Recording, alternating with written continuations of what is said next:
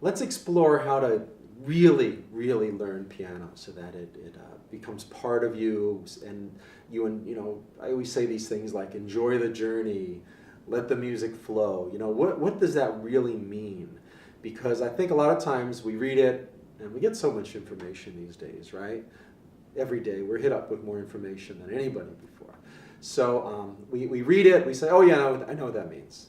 And then you might try it for a minute, but you don't go far enough. We don't take it far enough.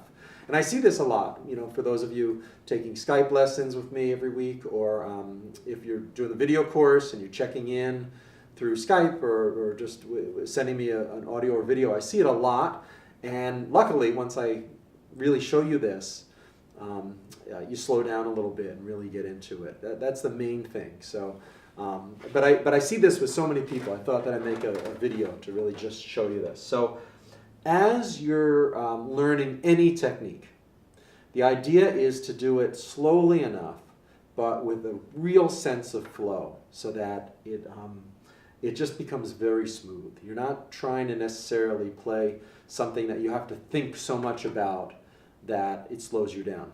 Now, there is a time for that, so I'm not saying never do that, because that's how we learn new things. But let's say you're doing anything. Let's say you're just doing a simple flowing water lesson, like even the first one.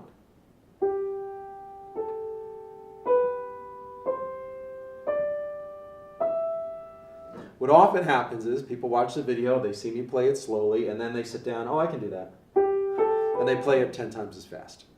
Don't do that. Play it slowly, but really enjoy it. Get deeper into this sense of, okay, I'm just going to enjoy this.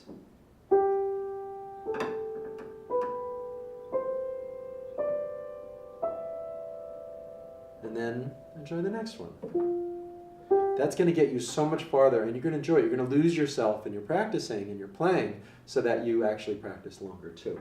Or if you're doing one of the more complex ones.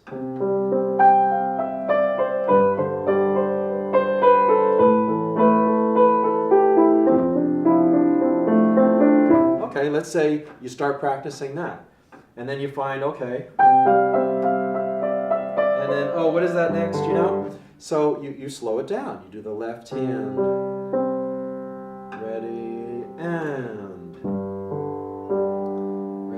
you look at the notes, and you memorize what they look like. You memorize what they feel like to play, how it moves your hand. And then gradually you go slow. Maybe just with one note in the right hand. And you enjoy this.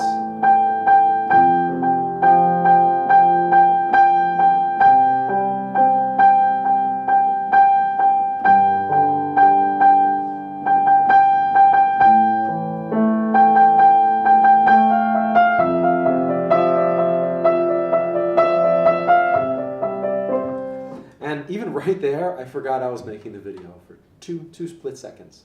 It takes you into the music. And then you'll be able to do it faster. It might not happen today. A lot of times I find that even though I'm getting a little better at something today when I practice, whatever day it is, I'm really practicing for tomorrow and the next day. So I come back to it and, maybe it's not as good right away, but then I'm going to be able to go further with it.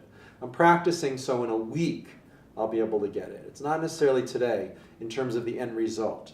I'm enjoying it today though. That's the key.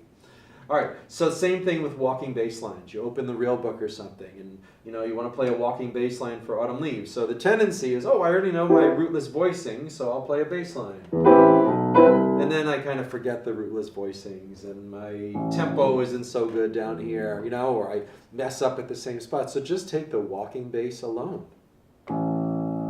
Slowly.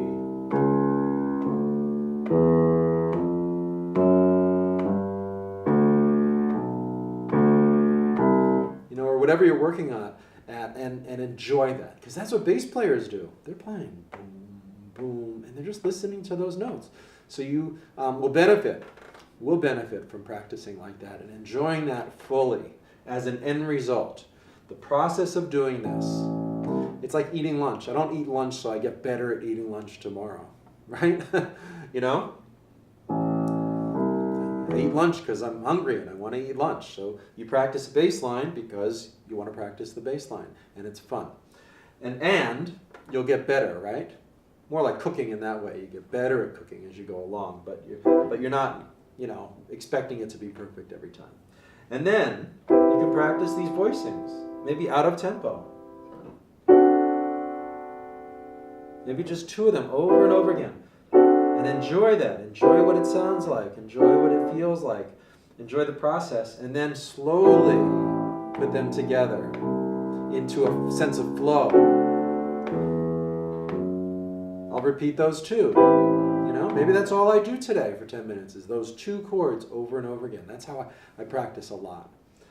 Incidentally, I heard Charlie Parker practice like that too. I think it might have been Jerry Mulligan when I was his assistant. He had lived with Parker in an apartment for a while. I guess Parker stayed with him or something.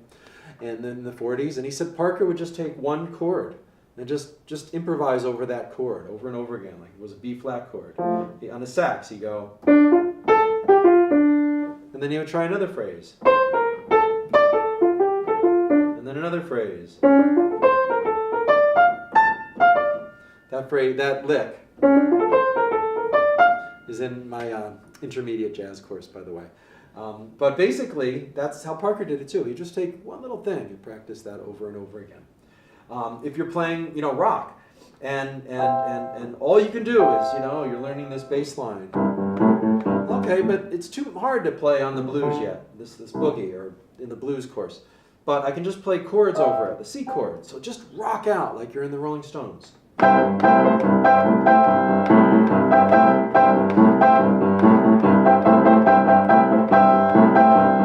Or if you're playing the blues scale over it, 2 notes, that's it.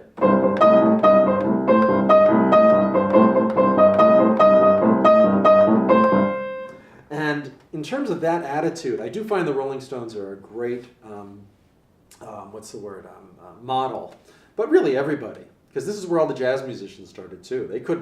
Herbie Hancock couldn't always play like that, right? So at whatever age, young teenager, when he got into jazz, believe me, he was playing a couple notes or just the bass lines like I'm talking about here. Rolling Stones, Keith Richards, Ronnie Wood on guitar, they're not trying to do a million things, but they're totally owning those couple of notes they're playing.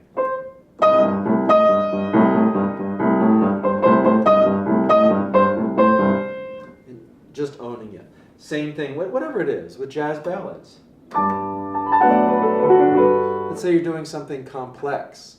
The idea is to do it slow enough that you could do it complex without interrupting the sense of flow.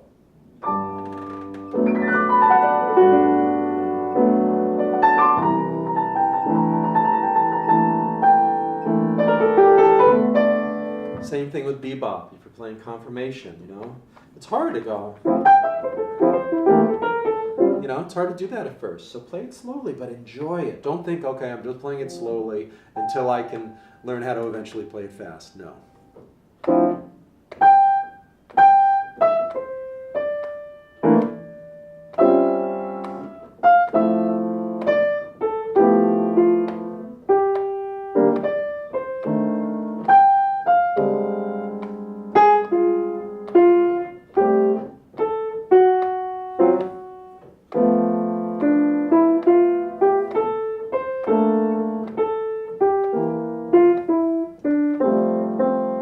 Because you can really follow it that slowly with your ear. Get into the flow, enjoy that process. That's what I'm talking about. Enjoy the process and let the music flow at every step you're at.